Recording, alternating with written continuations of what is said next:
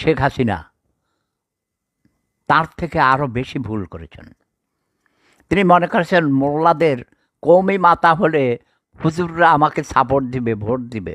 বেকুব। শেখ হাসিনা বেকুবের স্বর্গে বাস করেছে, এখনও করে।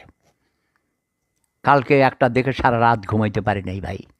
২১-এর বই মেলা, কত আনন্দের মেলা। এবার দেখেছি অনেক বেশি বেশি বই বেরিয়েছে, সাজিয়েছে সুন্দর করে, ভালো লেগেছে। ওয়েদারও ভালো, উদ্বোধন হয়েছে সুন্দর। কিন্তু আজে বাজে কিছু দালাল চাটুকার, যেমন সলিমুল্লাহ খানকে দিছে ২১-এ পদক। একটা চাটুকার, একটা রাজাকারের সন্তান, কুখ্যাত রাজাকার, ফালতু লোক। এই সরকারের গুণগ্রাহী, এই জন্যে পুরস্কার দেয়, বুঝেন না? দালালদেরকেই পুরস্কার দেওয়া হয়। যুগে যুগে এটা ঘটেছে, ভবিষ্যতেও ঘটবে। কিন্তু শেখ হাসিনার,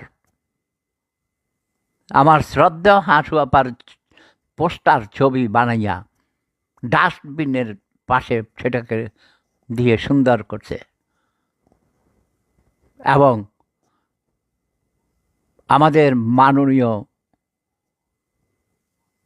প্রধান উপদেষ্টার প্রেস সচিব, যে নিজেকে মনে করে সে প্রধান উপদেষ্টার থেকেও আরও উপরে, আরও ৩ ধাপ উপরে, সে সেখানে ময়লা ফেলেছে, আবার সেটা ছবি তুলেছে, ফেসবুকে দিয়েছে, নিজেকে অনেক গর্বিত মনে করেছে। এটাকে আমি দুইভাবে মূল্যায়ন করি। প্রথমটার দেখে কষ্ট হয়েছে, আমার প্রিয় হাসু আপাকে নিয়ে এইভাবে অসম্মান করা, যা তার আগে এই যে বঙ্গপিতাকে, জাতির পিতাকে, বঙ্গবন্ধুকে তার মূর্তি বানিয়ে তাকে অসম্মান করেছে।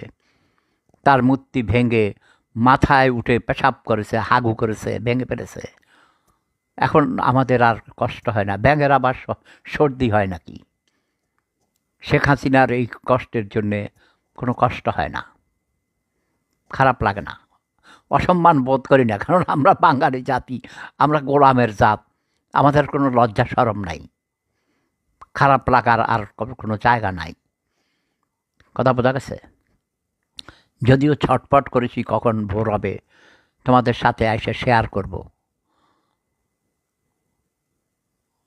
এই শফিকুল আলম নাম, সে হিরোইন পান করে, কোনো কিছু নেশা করে, নেশা।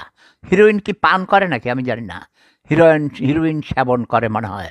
তার দাঁত খিঁচানি, মুখ খিঁচানি, তার বডি ল্যাঙ্গুয়েজ, ফেসের অ্যাকশান দেখে আমার মনে হয় সে ড্রাগ অ্যাডিক্ট, সামথিং রং।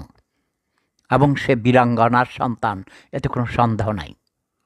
তো বীরাঙ্গনাদেরকেও জাতির পিতা সম্মান দেখিয়েছেন, তাই না?